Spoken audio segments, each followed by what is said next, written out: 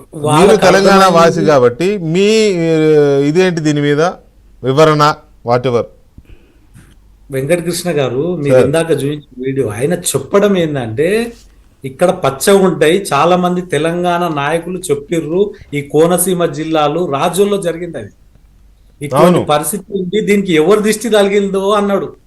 దాన్ని ఈ రకంగా మొత్తం తిప్పి తిప్పి ఒక వారం నుంచి ఇదే పని పెట్టుకురు, వేరే పని లేదు ఈ రాష్ట్రంలో, వేరే పని లేదు, మిగతా ఏమి లేవు.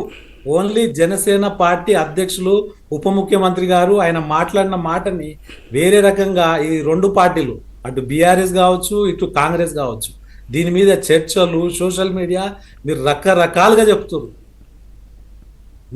నాకు అర్థమైంది ఏంది, ఆయన చెప్పిన మాట ఏంది, ఇది ఈ కోనసీమ జిల్లాలు పచ్చగా ఉంటాయని కొంతమంది తెలంగాణ నాయకులు చెప్పిర్రని చెప్పిండు.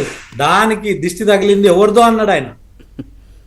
అది మనకు అర్థం కాకపోతే నాకు అర్థమైంది, అది ఇక మిగతా వాళ్ళకి అట్లా అర్థమైతే మేమేం చేయలేం కదా. అది ఆ దిష్టే తగిలింది అన్నారు వాళ్ళ దిష్టే తగిలింది అన్నారు. తెలంగాణ నాయకులు పదే పదే అన్నారు వాళ్ళ దిష్టి వాళ్ళ దిష్టి తగిలింది. రైట్. ఎనీవే మీ సహచరుడు ఆంధ్రప్రదేశ్ నుంచి ఆర్కే నాయుడు కూడా ఉన్నారు, ఒకసారి మాట్లాడదన్నా. ఆర్కే నాయుడు నమస్తే అండి. నమస్తే అండి.